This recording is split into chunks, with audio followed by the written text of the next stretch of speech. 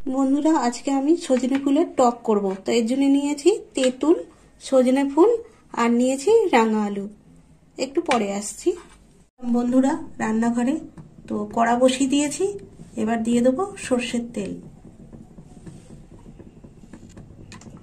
দিয়ে দিলাম সর্ষের তেল। তো আজকে আমি রান্না করব সজনে ফুলের টক। তো দেখুন কিভাবে রান্নাটা করি। তেল গরম হয়ে গেছে, তো আমি ফোড়ন দেবো। ফোড়নে নিয়েছি শুকনো লঙ্কা, দিয়ে দেবো সর্ষে,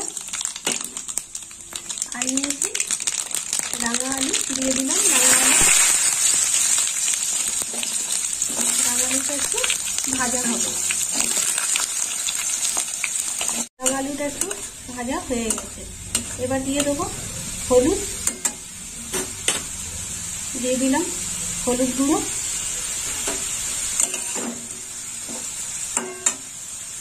আর এখানে নিয়েছি তেঁতুল। তেঁতুলটা আমি ভিজিয়ে রেখে দিয়েছি।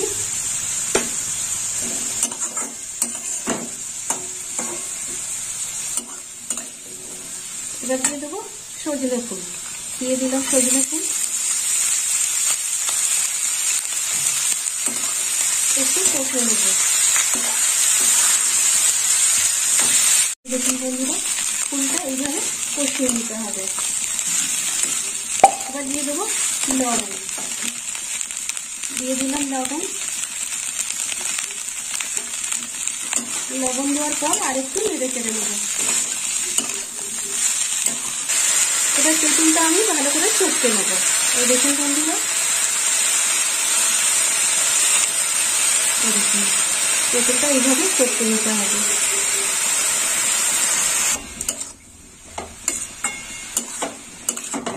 অনেকটা কষা হয়ে গেছে। এবার দিয়ে দেবো তেঁতুলের খাদ।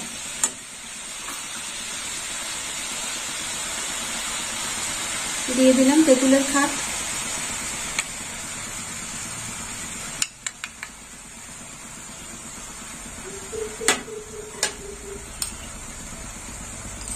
এইভাবে তেঁতুলের খাদটাকে ছাঁকনি দিয়ে ছেঁকে নিতে হবে।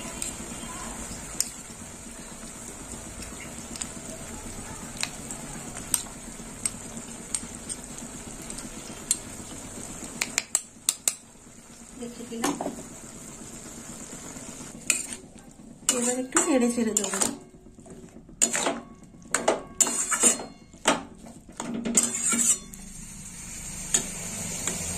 এবার আরেকটু জল দিয়ে দেবো। দিয়ে দিলাম জল।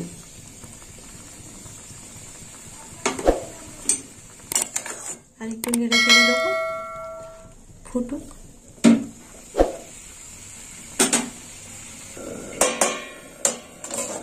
ঢাকনা খুলে এবার দিয়ে দেবো মিষ্টি। এখানে আমি 4 চামচ মিষ্টি নিয়েছি। 3 চামচ দিয়ে দিলাম।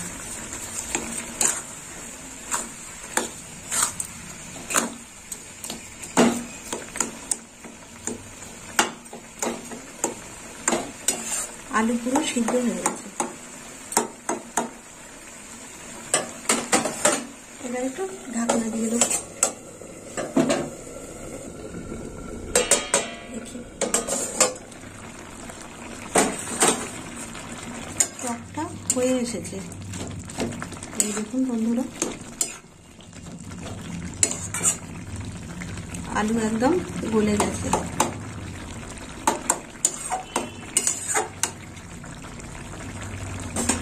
আর একটু চাপা দিয়ে দেবো।